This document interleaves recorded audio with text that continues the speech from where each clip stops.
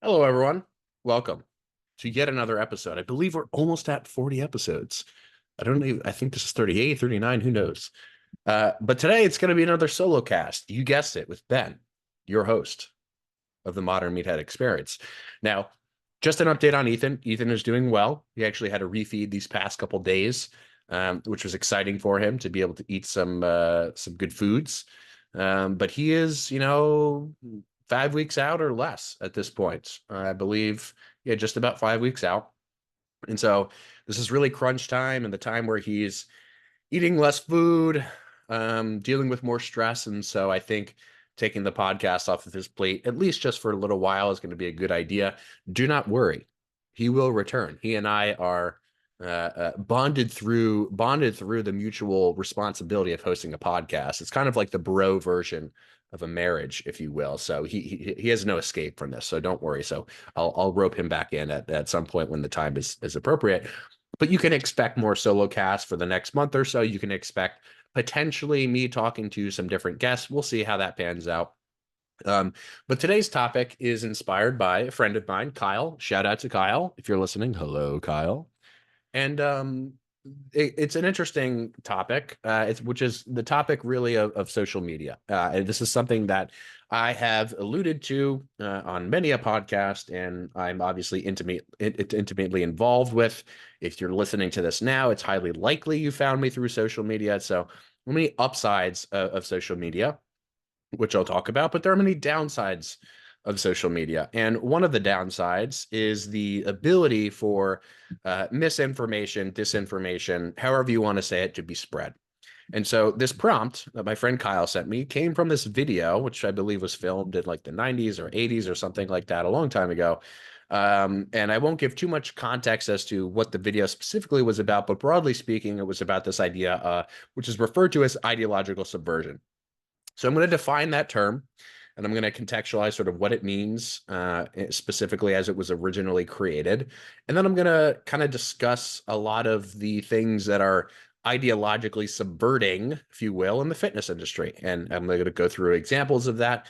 I'm going to talk through sort of what I think are the most threatening ideas to people's intelligence insofar as making good exercise decisions. And hopefully there will be some kind of practical takeaway somewhere in there. So first things first, defining ideological subversion. So an ideology, first off, is really just a system or really like a set of beliefs and values that serve as guiding principles for a particular thing. So religion and all the religions of the world are ideologies. Your stance on fitness and fitness prescriptions, that's an ideology, right? An ideology is a pretty generalized term just to mean like, hey, this is a collection of ideas, values, beliefs, those kinds of things. Now, the word subversion, I actually had to look up initially when I heard it. The word subversion refers to basically a subverter, which is essentially a person that engages in the act of essentially trying to like undermine a particular authority, whether formal or informal, or someone who attempts to sort of undermine an established system. And really, in the context of fitness, these are people who will attempt to sort of undermine particular systems, like the system of science, the ideology of science, if you will. Which some of you may think initially is counterintuitive, but science is an ideology like any other that has guiding principles. And so when it comes to this whole concept of ideological subversion, you can think about it kind of more simply, more plainly, as what you would think of as like psychological battle or psychological warfare. Now, the original context that this term was used in the context of like real world wars, right? And where people were governments and were systems within government, FBI, CIA, intelligence systems are sort of basically finding ways to interject themselves into other societies to basically destroy them. So I want to contextualize that and say that obviously that is not really the magnitude of problem that we're talking about in the fitness space, but there are many similar parallels. So before I get to the fitness related stuff, I want to just outline what the sort of four stages of ideological subversion are, and then how they can maybe be sort of parallel to the fitness space. So the first stage is like a demoralization phase. This is basically a stage wherein the target population, right? So when you are an ideological subverter, you have a specific population or a specific set of ideas that you're trying to subvert, right? Attack, diminish. And so this is essentially the demoralization phase. Stage one is basically to start to create doubt and sort of cynicism around the existing ideas, right? So phase one is basically like, hey, I'm going to start attacking a particular idea. I may do it subtly. I may do it explicitly. But usually these kinds of things come in the form of, in the context we're discussing, creating social media posts, comments, videos, etc. And the second stage, after someone has been demoralized about a particular set of ideas or a particular belief, is the destabilization phase. So the destabilization phase is basically a phase to start to create chaos and unrest. In the context, again, of the world, this would be referred to more in the political sense or the economic sense or the social sense. But in the context of the fitness industry, this is basically where people go from attacking ideas first and trying to undermine ideas to then to try to sort of like destabilize the people who sort of share that belief and to start to get those people to maybe attack each other, which again, I'll contextualize in the context of the fitness space. The third stage is the crisis stage, which is basically where like you create a crisis. Now, this is not something obviously that is really capable of occurring in the context of our discussion today, but in the general sense of the term, that's kind of what happens next. And then the last phase is sort of the normalization phase. Now, this is basically the phase where in fitness, people initially attack an idea. They try to set people on the same side against one another, right? So they then destabilize. Again, the crisis phase is sort of unrelated.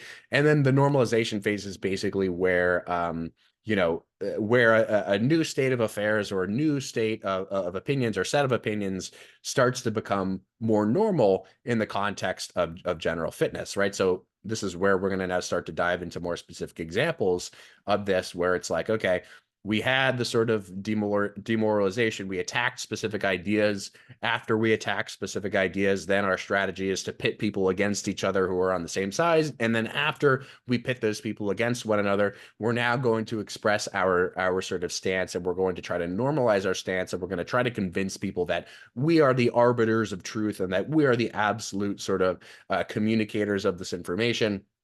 And whether knowingly or not, I think most of us, by the way, do these kinds of things. I think most of us operate in such a way, just via human nature, the way that humans are, where when we see a belief or a set of beliefs, an ideology that we don't agree with, that we don't like, our first sort of reaction, right, our initial reaction is to attack that set of ideas or attack the people who believe those ideas. And not only that, what we will do is commonly we will undermine them via personal attacks, ad hominem kinds of things. We will undermine the ideas by making a caricature of people who sit on that side of things. We will straw man the particular arguments of that other side. And then we will say, hey, this is why this other stuff that I don't like is crap. And this is why this other stuff that I do like is actually the truth. And this is why my side of things is the right thing. And then this is typically where someone plugs a program or a product or hey, subscribe to this thing, or hey, subscribe to that thing, right? This is where now I introduce you to my set of ideas and I get you to purchase something that I'm putting out because these other ideas are wrong and my ideas are right. Now, again, I think to some degree, all of us are guilty of this. I think it's a sort of inbuilt feature of the human system. And ultimately, there is an upside to this, right? Again, outside of the whole sort of, actual true warfare setting of these kinds of things. And the upside is basically we have a capacity as humans to question beliefs, to challenge beliefs, and then to update beliefs given new information, right? And so our capacity to do evil is also sort of, hand in hand with our capacity to do good. And in the context of disseminating information about fitness on social media and exercise on social media, we have an equal capacity to say dumb shit as well as we do good shit or intelligent shit, right?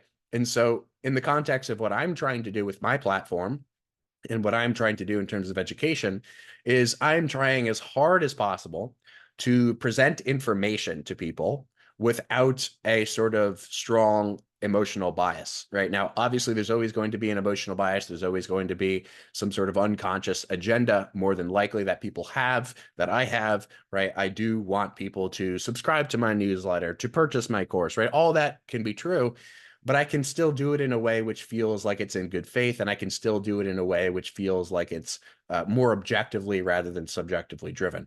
Now, where does this start to go wrong? Well, this mostly starts to go wrong in the context of fitness when people don't have education and people don't have information, right? Which is on social media, no offense to anyone, that's most people on social media, right? Most people on social media are normal people who are simply looking to entertain themselves, who are simply looking to learn maybe a thing or two, a little tip, a little trick, right, about exercise, about anatomy, about physics that they can apply to their own training, that they can use just sort of innocently, right, without sort of subscribing to a whole set of beliefs or learning a whole system, so that they can just improve their experience of training. And yet, the way that we communicate on social media is not really oftentimes for that person, right? Oftentimes, it's for ourselves and it's for our own business, right? And whether or not you are selling something on social media, if you are a content creator and if you are putting out information, knowingly or not, you are trying to subscribe people to your system of beliefs, to your ideas. And so again, this is a sort of feature of the system, not necessarily a bug. But where this goes tremendously and dramatically wrong is where the communicator of information does not actually have the necessary education to zoom out and to present information in a way that is impartial or unbiased, right? It's very difficult for content creators, at least most content creators that I see, to communicate things in a way that is purely informational, because if you don't have, and hopefully this is making sense, if a content creator does not have the necessary education or information to communicate a message, what they are forced to do instead of communicating the information that they don't have is they are forced to say a lot of things that are either arbitrary or that they learned, quote unquote, learned or heard from someone else, with a ton of sprinkle and a ton of whipped cream, if you will, on the top, which is basically just all personal bias, personal experience, personal anecdote, all of which is mostly purely emotion based, all of which is purely experiential, anecdotal based, and none of which tends to be information based, objective based. And so this is where the sort of ideological subversion fits into this, which is that people are constantly attacking ideas and attacking systems of belief, either without understanding the systems of belief, or if they do understand the systems of belief, doing so in a way which tries to sort of, again, straw man the opposite side of the argument, or doing so in a way which drastically oversimplifies what another person or another set of people or group of people is trying to say. And so what I'm going to try to do is in this particular podcast now is I'm going to try to sort of outline what I think are the major problems in general with the way that people communicate. And I'm going to give some specific examples of general ideologies, not of anyone in particular. But I want to start by sort of giving an example of an experience that I had recently that can maybe illuminate what I'm trying to talk about here. So I recently made a post which was about the hip thrust. Okay. And basically, this post was a reaction post to something that this guy that I don't know put out. He is a quote unquote influencer with many followers, over 500,000, where he was basically saying, like, hey, in the context of hip thrust, what you should do is you should scoop your pelvis because that will recruit your glutes more. Now, from an objective perspective, I believe that this was an incorrect analysis, if you can even call it that, of how one should perform a hip thrust. So in my response post, I did my best to simply explain from a mechanical, objective, skeleton, muscle-based perspective why I disagreed with this thing and why I thought that what I was communicating was a more sensible alternative to what this person was suggesting. So this person commented on my post and he basically said, no, you're flat out wrong. And this is usually what people who don't have enough information do, again, to my earlier point, when they're trying to refute a particular idea or refute a disagreement that you have with their set of beliefs. What they do is they first say that you're wrong, i.e., what they do first is they try to demoralize you. They try to demoralize, again, connecting dots here. They try to demoralize people who believe a similar thing or who, through the objective analysis, have come to a particular conclusion. So they say, first off, you're wrong. Okay, they demoralize. And then they attempt to sort of destabilize by making jabs, comments, statements basically about either you personally or just about how, you don't have enough experience or, all things that are not really objectively related. And then they start to basically try to present their own opinion in a way which would lead you to believe that they're more correct, given the amount of confidence that they are expressing their opinion with. And so when this person told me that I was wrong in response to their post, I asked them very simply, I ignored pretty much all the other stuff they said. I said, hey, totally willing to listen to you, to hear you out. Can you please explain to me why I am objectively incorrect and you are objectively correct, right? So I try to take people away from the emotional demoralization, destabilization stuff, and I try to just move them away from anything that is purely ideologically based and towards something that is more representative of an objective reality of things. And so when I asked this person to present their side of things, they basically responded with kind of what I expected, which was a bunch of mumbo jumbo that not only didn't make sense in the context of the discussion, but that wouldn't actually make sense literally in any context that you could ever create about anything related to the topic. So without naming names, I'm simply just going to read the response that this person gave me because it's going to serve as a sort of good bedrock off of which we can now continue this discussion. So I asked him to explain, hey, why does this tucking thing work and why am I wrong? Please tell me. So he said, sure, I'll tell you.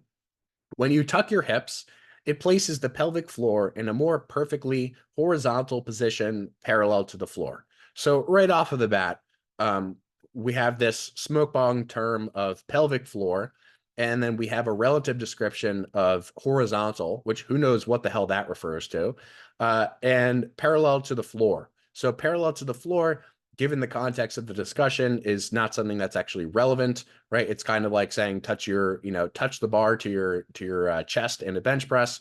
Why do we need to do that? Well, because we need to do that. It's like, well, why do we need to be parallel to the floor? What is it about the floor that is a particularly important point of reference?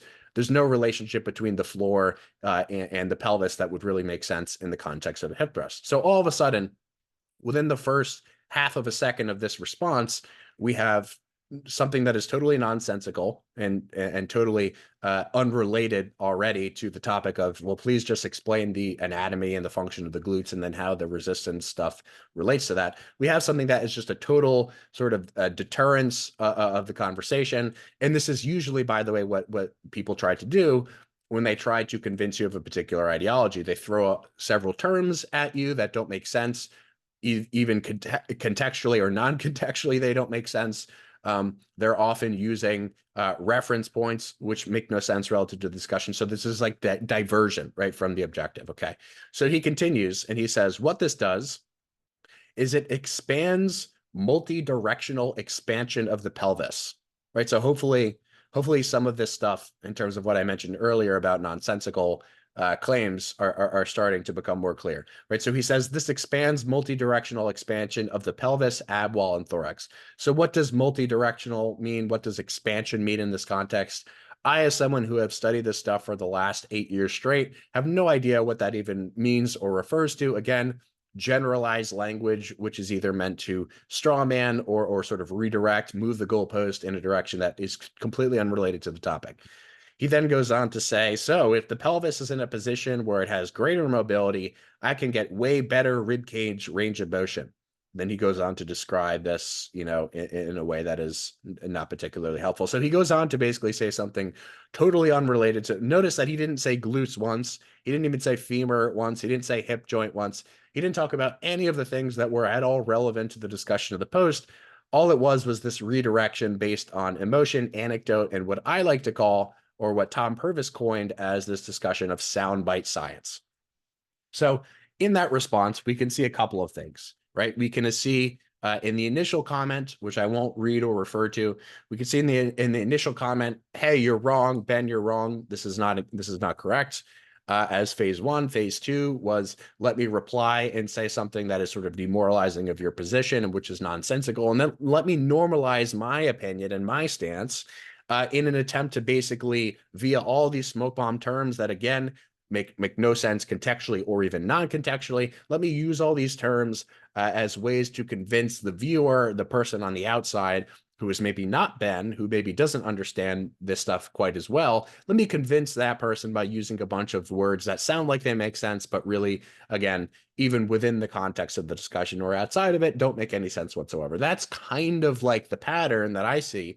And that is kind of the stepwise process that these kinds of people go through to try to convince you of their side when, again, they don't have enough information.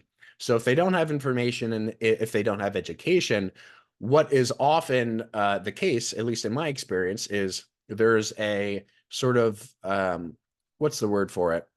There's this like attempt to be combative via emotion, right? The sort of demoralization. And then there's the attempt to be combative via information that is either not contextually relevant or that makes no sense altogether. And if you throw a bunch of words together that kind of sound good, other examples of this are like when people use the term biomechanically, when people use terms like functional, right? These overgeneralized terms that mean something broadly, but that specifically now in application no longer makes sense.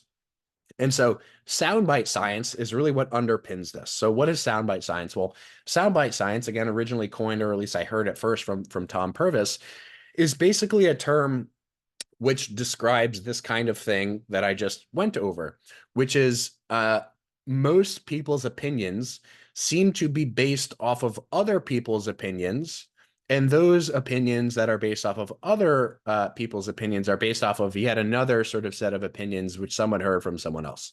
So it's kind of like this domino effect where someone at some point with some degree of formal or informal authority says something, and then one person hears that person say something and they repeat it. And then another person says something and they repeat it. And then another, and then another. And so all of a sudden, maybe where initially someone was trying to describe an elephant, by the time it has reached person number 100, that elephant has somehow turned into a mouse, right? So if originally something like expansion of the pelvis may have made sense, it now has been diluted so many times via people who are not educated or who have not actually learned the initial reasoning information, have not read the original research. It has been sort of diluted so many times across so many different people that it now is something entirely different.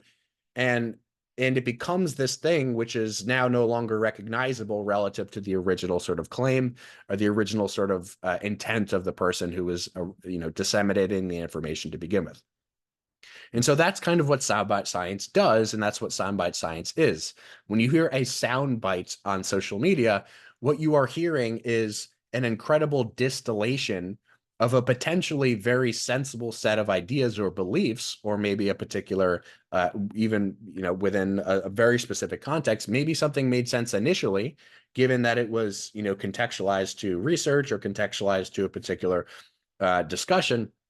Now all of a sudden, because all of these sort of little bits and pieces have been taken away from that original thing, it now no longer makes sense just objectively, or maybe now it sort of does make sense, but the context is so missed, or so the context from the original claim is so removed, right, that now it's like you're talking about a mouse when originally you were talking about an elephant. So this is kind of like if you were to create like a really tasty meal, right? It's kind of like if there was the original chef who made the original meal, it would kind of be like passing that plate on to 20 different people. And it would kind of be like if you were to tell each of those people, like, hey, just take like one ingredient out of this meal. And so every time that meal gets passed on between those 20 different people, by the time the 20th person gets the meal, it's like all they have left are like, maybe they have like broccoli on the plate, where initially it was this like really cool complex mixture of a bunch of vegetables, a bunch of meats, maybe some pasta, maybe some salt, pepper, whatever other spices. I'm not a cook, I'm not a chef, right? But hopefully that analogy kind of rings true for some of you, where initially you are presented with this beautiful meal, and then 20 people later, 20 sound bites later, right, all of this important context has been removed, and now the meal no longer makes sense. You're just staring at a plate with a piece of broccoli on it, right? That's essentially what this sort of ideological subversion, this soundbite science does to ideas that are initially quite valuable, given that they're contextualized and they're well thought through and they're application based. Now all of a sudden it's like 20 steps later, which is most, again, by the way, in individual pieces of content, right? This is what we're left with. And so we're left with a situation where people can no longer understand context because context is not presented. People can no longer understand where individual bits of information come from because they're so far removed from original context. And people can no longer actually understand for themselves, like, hey, how did this person come to this conclusion? Why? Well, because they didn't come to a conclusion. They heard that 2 + 2 is 4 without ever learning addition. They heard that 3 × 3 is 9 without ever learning multiplication. And so they're left with this answer of 9 or 4 without ever understanding how the original person got to that point, and without actually ever learning anything about math that would allow them to actually make their own decisions and to think originally and sort of authentically about the particular topic of discussion. So let me give just a couple of examples of this that are sort of maybe larger systems that you or that other people that are sort of related to the fitness space in some way have talked about that you have overheard. So I wrote a couple of examples down here. The first one that I think have the most amount of personal experience with that I can speak to directly is this conversation around range of motion and function. So there are a lot of sort of pseudo PTs, like pseudo physical therapists on the internet. And, I say that with a little bit of resentment because I feel like I kind of used to be one of those people. I used to be one of the people who was putting information out about, you should have this many degrees of internal rotation at your shoulder. And if you don't, it's a problem. Or, if you don't have this amount of hip flexion or internal rotation, you will have this amount of problem. And this is how you fix it. I used to be someone who took a bunch of sound bites and who made a bunch of conclusions, not based off of anything other than what other people that I trusted were saying. Why I trusted them, I'm not exactly sure. It's very easy to buy into systems when people are using fancy language and when people are maybe not making sense, even when using fancy language. It's very easy to buy into systems like the whole range of motion corrective exercise system if you've not learned anything about the first principles of physics, anatomy, and so on. So I'll talk more about first principles later and why they're the sort of savior of this stuff. But for now, let's just give a couple examples of what I'm talking about. So I recently heard someone who was talking about shoes. This person is kind of someone who I know to be a pseudo physical therapist who was basically saying, don't wear flat shoes, because if you wear flat shoes, then your heel will not have a support. If your heel does not have a support, your calcaneus can't essentially sense the floor. If your calcaneus can't sense the floor, then you will have all these different problems up the chain. If not now, then within 10 years. Okay. So that's a bunch of claims, none of which, by the way, are directly supported by anything empirical, none of which are supported by anything that is rooted in objectivity. And this claim overall about flat shoes versus supported shoes is kind of like an ideology of sorts, which basically says that if someone is telling you to wear flat shoes and that it's okay, that person shouldn't be trusted, right? So what you're doing via that claim is you are trying to demoralize and dismantle and destabilize all of the people that have ever said something different from you. And then you are trying to differentiate yourself by saying this outlandish claim about how if you don't wear supported shoes, you're going to be in my office within the next 5 to 10 years. Right. So there's this kind of demoralization, these scare tactics that are used to convince people to subscribe to, my set of ideas being the sort of set of ideas that supports my belief that you should wear supported shoes and that you should avoid flat shoes. Now, again, None of this has been elucidated in research. None of it is really objectively rooted. None of it has even really been mechanistically hashed out in terms of, if you ask this person, like, hey, mechanistically, can you please describe to me the series of events and how precisely they occur via specific mechanisms and specific descriptions? Can you actually explain that with any degree of clarity, specificity, and how it applies to the context of, person A versus B versus C? And can you elucidate to me exactly how you came to those thoughts? That person would literally, in my estimation, never be able to describe that series of events, because this is a person who learned about a particular system, who subscribed to the system unknowingly, in a sort of way which was mostly emotionally based, mostly experientially based, which maybe there's some validity to, who never really started, who never really questioned the set of ideas to begin with. Like, how did these people come to the conclusion that I should wear supported shoes? Where did that come from? Was it based on a study? If it was based on a study, what were the sort of methods of the study? Who was involved in the study? How old were they? Of what experience level were they? Did it actually have application to resistance training? Was it looked at in a resistance training setting, or was it just simply something that someone took, outside the context of a resistance training setting, which was really meant to be applied to this other setting, right? Within this other population, right? This happens constantly. Okay. So what I often find is that these ideas that are really, really deeply ideologically driven and systemically driven are ideas that are often not really questioned, and that often can't really be explained at an individual level, even mechanistically, right? In terms of that sort of sequence of events that I'm trying to describe.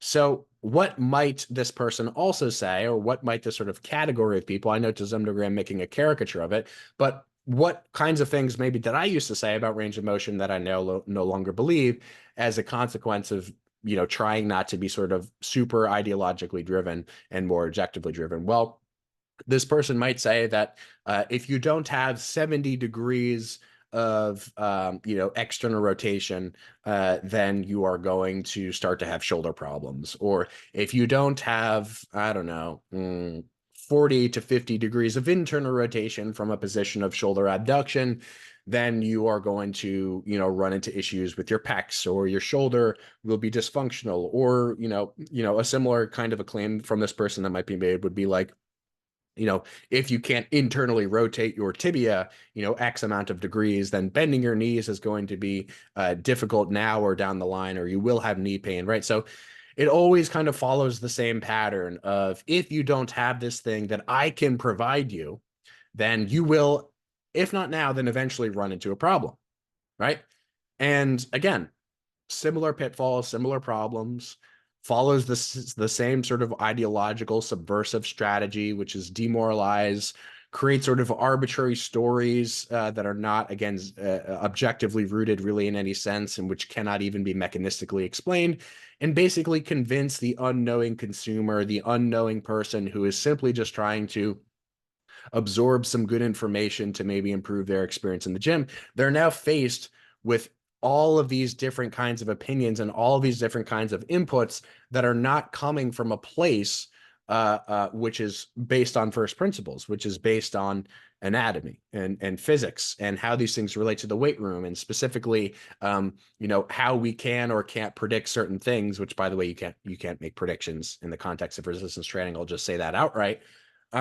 And so people end up in a situation where they have so much information and no idea how to navigate it, that people are left with not actually having formed beliefs on their own.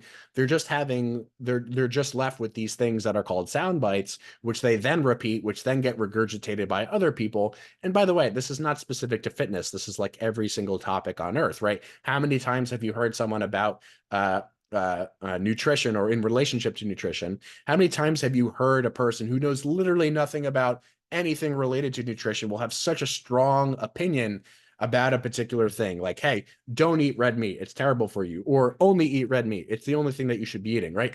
Those two people are not in a position, more than likely, to be able to actually explain why. And I think that's kind of the crux of the problem, is you are presenting very strong beliefs to people who don't have an ability to navigate or dissect the beliefs. You're presenting those beliefs, and when those people absorb those beliefs, they repeat them and they regurgitate them. So they not only become more diluted and watered down, but they actually sort of multiply and sort of infest other people without any sort of clear explanation.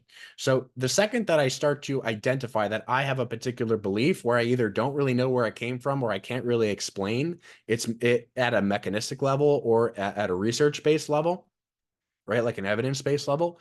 If I have one of those beliefs, I'm very, very, very careful with attempting to or communicating that kind of belief because I know that it's not rooted in something that I can explain personally. I know that it's not rooted in something that can be predictive in any way. And when I do have information that may correlate with some things, I make sure to contextualize that.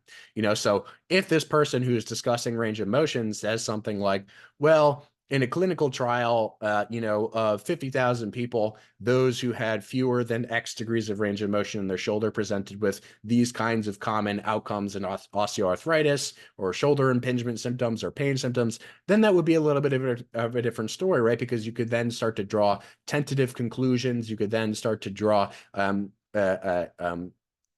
we'll say opinions that are based more on correlative data, evidence-based data that you could then sort of communicate tentatively and truthfully, when in another scenario, if you didn't have that data, you maybe wouldn't be able to do that kind of a thing, or you wouldn't even be able to begin to communicate that information, at least in any sort of moral kind of objective kind of a way, right? So other examples of this include the conversation. Sorry, I'm just pulling something out of my mouth. I drink a little Celsius here. We're not sponsored by Celsius, by the way, but I do enjoy myself a Celsius on occasion. Other kinds of things that fall into this bucket are the conversations around posture, right? You see, and again, this is kind of like I'm drawing more examples from the pseudo-PT community. You'll see this everywhere, that certain kinds of postures are bad. Certain kinds of postures will give you pain. If your shoulders are more rounded, or your knees look like they're more caved, or your knees look like they're more hyperextended, all these kinds of things, forward head posture, right? All these kinds of things are often pathologized, right? So what that essentially means is if you are someone who presents in a certain way, like slump shoulders, right? Many people do, many people don't. You may see someone on social media saying something like, if you have rounded shoulders, here's how you can fix that. Here's how I can provide a solution to you that would alleviate that problem. And oftentimes, these people that are consuming this information from these pseudo PTs are consuming the information because they have a problem. So oftentimes what happens is people maybe have shoulder pain and they also maybe have slump shoulders. Now that's a correlation. I have shoulder pain and I have slump shoulders. We can't draw a causal effect from rounded shoulders to pain, right? That's not something that we can do. If you're not familiar with the concepts of correlation and causation, correlation just basically means that, hey, these two things are occurring at the same time, but we can't basically say that one causes the other because there are so many different variables to consider and so many different nuances within those variables and within that context that we need to consider that we can't actually draw a line from point A to point B to say, hey, if you have rounded shoulders, that's the cause of your pain, right? We can't even ever really identify cause of pain, at least not in any sort of clear causative sort of way. So someone may make a piece of content that says, hey, if you have rounded shoulders, here's how you fix that. And the person that's consuming that information, who may have rounded shoulders and shoulder pain together, may think that that's a potential solution. So maybe they try it. Maybe they try something that that person recommends, and maybe they get some sort of transient reduction in pain.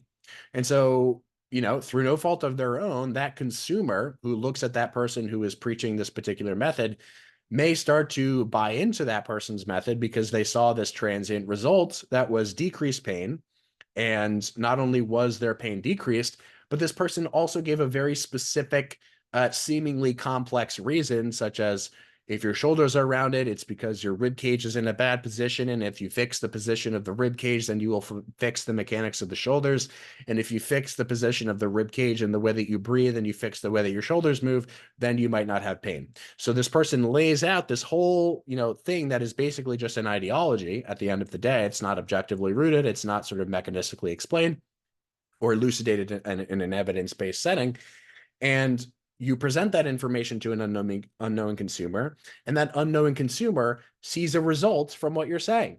Now, whether that result may be long-standing or not is sort of not part of the question. Most of the times it's not, not so coincidentally. But that person may see a transient reduction in symptoms and in negative perceptions like pain or anxiety around the issue. And so they buy into the system. And what do they do?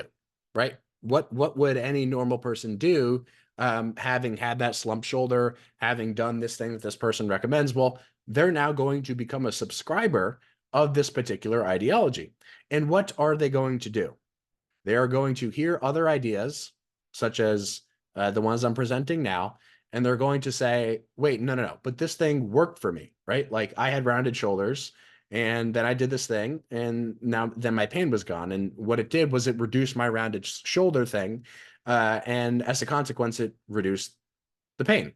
And so that's a seemingly sort of great explanation, right? But it is not actually rooted in anything that can be predicted across a multitude of people, which is ultimately what we're trying to do when we're trying to move closer to the truth and closer to something that is scientifically rooted. So if the person who is putting out content that is pathologizing posture, right, or that is pathologizing fucking choice of shoe, sees results from people, which is a selection bias, right? People who see results from things generally will send you messages to say, "Oh my gosh, this worked," right? When all the people who it didn't work for will not say that, or who maybe occasionally will make a negative comment that you'll ignore. All these people essentially convince the original content creator that, like, oh damn, your method, your ideology, your strategy, that worked for me. And because it worked for me, it's legitimate, right? And of course, there's some like we have to give some credence to that. We have to give some, some press to that.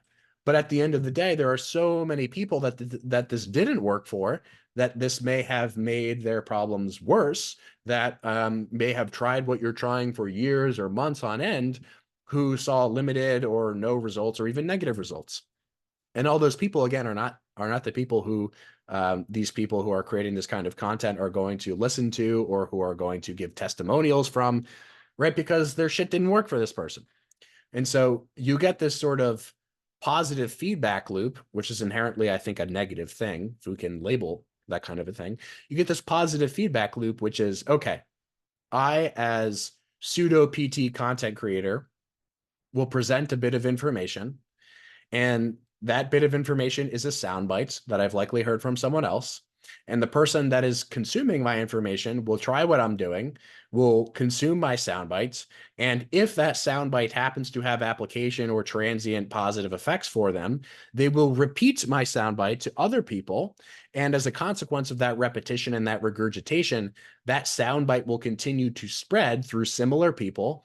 And this is how you end up with camps, right? Camps of people, groups of people who subscribe to a particular set of ideas, a particular ideology, a particular system, are the people who have heard and consumed a soundbite, who have perceived that soundbite to have worked for them, and then who spread that soundbite to other people who it potentially also transiently works for, or who have positive relationships with that, particular system, soundbite, whatever, who will then continue to spread the message. And this, again, is how the elephant turns into the mouse, or how the initial meal turns into the single piece of broccoli, where originally this kind of system or this kind of approach may have had some validity in a particular amount of context, but now which is so diluted that the average person is hearing a percent of a percent of a percent of the original story, who then communicates it to other people who have no idea how to interpret that information, who then communicate it to more people and more people and more people. And this is how, again, you end up with completely polarized groups of people who are really, really specifically attached to these kinds of systems, to these sort of pseudoscience systems. And that's how these ideas spread. You see this very prominently in the nutrition field as well, where you'll essentially get people who subscribe to a particular diet because that diet had transient positive effects for them. And then all of a sudden they become this like advocate, this advertiser of this diet, and they start to poo-poo other diets because those series of diets, or those whatever amount of diets, didn't work for them. They didn't lose weight, they didn't feel better, they didn't have more energy, they didn't make gains, whatever it happens to be. You get people who then subscribe to this sort of soundbite science kind of thinking because they consumed a piece of information. They perceive that piece of information to have worked for them, however you define that, which is a totally complicated thing to do. an almost impossible thing to do. Like, how do you know what works? Very difficult question to answer. And who then again regurgitate this message in a way that is even more sound. It's like a soundbite of a soundbite of a soundbite to other people who again don't have an ability to actually interpret where this information comes from, why people have made these conclusions, etc. Okay, so let's give just a couple more examples before I wrap this up and maybe give something practical and helpful. I know this has somewhat been all over the place, but if you're still listening, I guess you might find it interesting. So thanks for continuing to hear me blab. So another common one that kind of comes along with the posture thing is this conversation around breathing.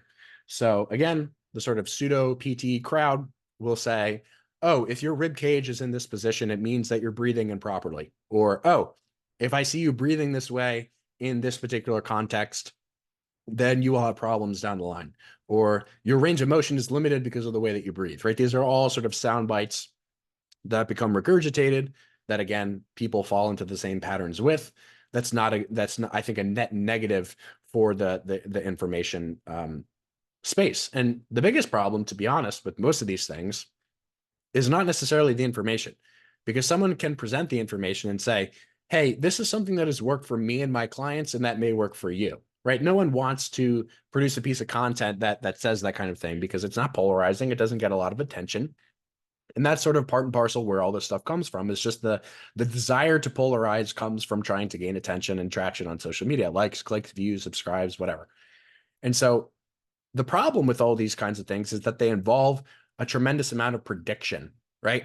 And if you think about the word prediction, it's like pre is the prefix, diction is like speech, right? So prediction is basically like, I'm going to say something that will inform you about the future, which is something that inherently makes no sense at all. I can't predict the future. I can't predict even the words that I'm going to say in the next 5 minutes. So how can I possibly predict an outcome that is as complicated as pain, that is as complicated as general muscular function, as hypertrophy, right? We can't, right? And anyone that thinks that they can are likely so deep down these rabbit holes of ideological thinking that is related to soundbite science that they've never stopped and questioned, like, why do I believe these things? Do I think that these things will work for everyone? Because guess what? The way that you sort of get out of these rabbit holes is you start to run into experiences where your system of beliefs and where your strategies no longer work. And that's exactly what happened with me, right? I had a series of issues that I simply couldn't work past with particular systems. And I was like, well, this thing maybe worked for me once, but it's now no longer working for me. Why might that be? Right. And then you start to explore. And when you start to explore, you start to investigate in maybe a less biased way. You might start to open your mind a little bit. You might start to try new things that start to work for you that maybe didn't work before, or that maybe that work now, but wouldn't at a later date, right? You start to actually be able to open your mind, to more systems, to more beliefs, to more conclusions, and you start to be a lot more tentative about the way that you communicate information, specifically on social media. So a couple of different ones just to sort of finish off. Like there's another one that we've done a whole episode on, which is called the functional movement. This originally stems from like functional patterns where people will say similar things like, if you can't achieve this range, or if you can't achieve this position, you will have pain. Or if you put yourself in this position, that's dangerous. Or if you, right, just, and so on and so on and so on, right? Just hopefully I've repeated enough of the same kinds of things that it's starting to become more clear, the connection between them and the sort of related thread between them. So the functional movement is another one, which basically says like, if you, whether implicitly or explicitly, some people will say like will come to the kind of conclusion, which is like machines are bad, or machines are dysfunctional, or machines will, destroy your joints, those kinds of things. This is how we arrive at these kinds of conclusions, is when we subscribe to these systems of belief, when we subscribe to these sort of constellations of beliefs, which basically means that like, if you subscribe to the idea that like, rounded shoulders is poor posture and you'll have pain, it's also likely that you'll say something like, if you don't have this amount of range of motion, you'll get hurt, or if you put yourself in this particular position, you'll get hurt, or that will be bad or pathological. All of these kinds of threads, right, are kind of connected in a sort of constellation sort of a way, where if you believe one of them, it's likely that you believe a lot of similar things. And if you can see someone and you can hear one thing that they say and predict a ton of other things that are sort of related. And you can almost predict with like a weird amount of accuracy what someone's opinion on a particular topic is going to be. It's highly likely that they are someone who is subscribing to an ideology and who is not actually thinking for themselves and thinking authentically and genuinely and actually trying to work through information on their own and communicate it in a way that is impartial. And so, how do we sort of navigate this? Like, how do we deal with the information space and how do we navigate content creators who are essentially trying to apply these ideologically subversive techniques to the space? Well, the first thing that you need to do is you need to educate yourself. Like, we're all sort of beating around the bush when it comes to this kind of a thing, right? But at the end of the day, the more educated that you are as a viewer or as a consumer, the more likely it is that you're going to be able to improve your bullshit barometer to where when you hear these kinds of statements being made, these outlandish claims like the one that I started off this podcast reciting, you start to be able to be like, why is that person coming to that belief? Did they come to that conclusion because it's something that they've really worked through and because they have a capacity to explain mechanism? Or, and even in that case, do they have the capacity and the data to show that like there's a correlation between what they're saying and the outcome that they're predicting? Or is this person coming from a place where they are, again, repeating an idea that was repeated, that was repeated, that was repeated, that they now no longer or never had a capacity to explain where it came from, who it applied to, et cetera? And, is this person in a position to be able to actually answer these questions, yes or no? And it really is that simple to me. So, if someone will make an outlandish claim, such as the ones that I read earlier, or the ones that I elucidated about posture or the functional movement or breathing or range of motion testing, if I ask this person, why is this the case? And they have an explanation, great. But usually that explanation begs more questions like, okay, well, if, breathing this way causes this, how do you know that it causes this? How do you know that, these other things aren't influential? And if that person just continues to sort of dig deeper and deeper and never comes to the idea that maybe they don't know, or maybe that there could be other influences, then you know that this person is, again, repeating something that they've heard, or just basically speaking on behalf of a system of beliefs that they weren't really able to deeply understand initially and aren't able to now, and that they're not able to communicate in terms of where it comes from or who it applies to. And so just being able to simply ask why and to be able to receive explanations and to be able to have back and forth, that to me is the sort of first principle solution to all this stuff, which is no easy task, right? Because you cannot possibly have that amount of information and be able to work through those interactions in the context of a 50-second video. You can't work through that series of interactions with a single response and a single comment. You can't even probably work through all those different assumptions in a single podcast. Like if I were talking to one of these pseudo PTs about any one of these claims for the last hour, it would probably be very difficult for me to get that person to explain why at a level beyond the first or second sort of order explanations that they may have. And even in that case, there are so many different things to discuss within those particular contexts that the discussion of any single claim could take upwards of an hour, 2 hours, 3 hours, right? To fully elucidate, to track down the research that they may or may not be citing, to identify within the context of the research that they're citing whether or not it's contextually relevant, and then to have the discussion about prediction and about trying to make conclusions about outcomes that may or may not be possible in a particular context. And again, most of the time it's not. Most of the time, the best we can do is draw correlations with large bodies of data, and to be able to make practical recommendations based on those tentative conclusions is the best that we can do. And sort of just having that information already is probably enough for many of you to be able to better navigate the space, at least I think. And then to the topic of education and how you can educate yourself, just sort of working back to the most fundamental roots of the discussion. So whether we're talking about posture or pain or breathing or functional movement or machine-based training, whatever, you can boil those concepts down to first principles of physics: force direction, torque, discussion of inertia, anatomy, the first principles of anatomy, where muscles attach, why, particular muscles are more active in some exercises than others, and what that may or may not do for a particular outcome.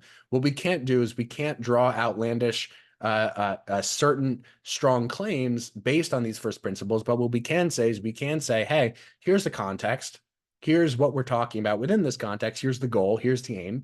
And here are the variables that contribute to making conclusions or tentative conclusions about an outcome or about a particular strategy. That's the best that we can do.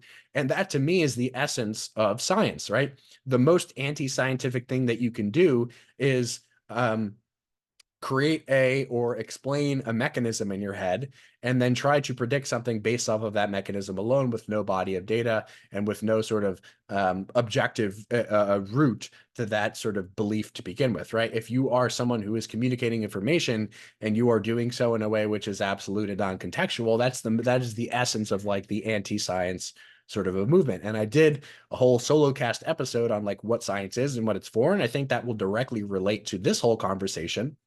And trying to be scientific in the truest sense of the word, I think, is the way around this. I think that to be truly scientific, we have to continually question. And to continually question is to continue to admit constantly that we don't know enough, that we can't predict outcomes, and that we can only really make tentative conclusions based off of the variables of the data we have access to, which most of the time is very limited. And because it's limited, because we can't form absolute statements, because we can't form predictions based on this data, the best that we can do is say, hey, here's what I think that I know, here's the information that I have. Apply this information and in your particular context, see if you can yield positive outcomes with that information. And if you do, and even if you see exactly what you think that you were going to say or feel what you were going to feel via doing that particular thing or applying this information, try not to make super absolute statements or conclusions. Don't form entire belief systems based off of that one thing, right? Always just view every sort of experience that you have as a single data point. And the more that you can view things impartially and through that lens, through that objectively unbiased lens, the more that you'll not only be able to identify where you personally are speaking out of your ass, but then even better, where other people are speaking out of their ass and where you can call those people out on those beliefs and try to actually get them to explain themselves and to question them to get to the point where they can start to see their own bullshit for what it is. So along this whole discussion, I'm sure that I have particular biases and beliefs that are not necessarily rooted in the objective realities that we have observed. I'm sure I have particular sets of beliefs that are maybe not as well elucidated as they should be. And I am trying to be more aware of that. And I am constantly failing and trying to revisit those things. And I think that's all we can do. And I think that this notion of getting to an endpoint and just being like at a point where it's like, oh, all my problems are solved, that's like la la land, fantasy land. That's not an adult sort of perspective, a professional perspective, a scientific perspective to have, right? The goal of science is to constantly investigate and learn more. And the second that you think that you've come to the point where you know enough, that's the point at which you start to be captured by these ideologies and these ways of thinking that, again, as I've mentioned about 1,000 times now, are not really rooted in anything that can be predictive or can sort of elucidate outcomes before we actually observe them. So that's kind of my spiel, my rant for today. I'm interested in your thoughts, the listeners' thoughts on this. Again, Kyle, thanks for bringing this video and this idea to my attention. Hopefully some of the principle-based takeaways from this, which are basically just the things that I finished up with there, can be helpful to you in navigating this space. It can be very frustrating as a consumer to hear this kind of a thing because you're like, well, my goal with this whole thing is not to have to do the work. My goal is to be able to just sort of listen to people and observe information. And I think that that's actually completely fine as long as you're just doing that, right? As long as you're just consuming information and taking information in as data points, which may or may not have a relationship to what you're trying to do or the outcomes that you're trying to achieve. Just test and retest, consume a bit of information. Say, how might this apply to me? How can I use it? And then use it, apply it. See, does this work for me in terms of what I'm defining worked as? Does it work for other people, maybe my clients or my friends who are running into similar issues? And the more that we do that, the more that we just observe outcomes impartially, the more that I think we move away from these ideologically subversive tendencies to attack other systems and to label other systems and caricature people as just single sets of ideas or single belief systems. So again, hopefully that was helpful or at least somewhat interesting. I know a bit of a ramble today, but I'm genuinely very, very, very interested in your feedback on this. So please send me a message or send me an email, rather, modernmeatheads at gmail.com. I would love to sort of hear your thoughts on all this, where you have disagreements, where you agree, or maybe where I can clarify these kinds of things. And I'm happy to maybe expand more on these topics in a future episode. So thank you all for listening. If you listened this far, you're a real one. I appreciate you, and I will see you all next week.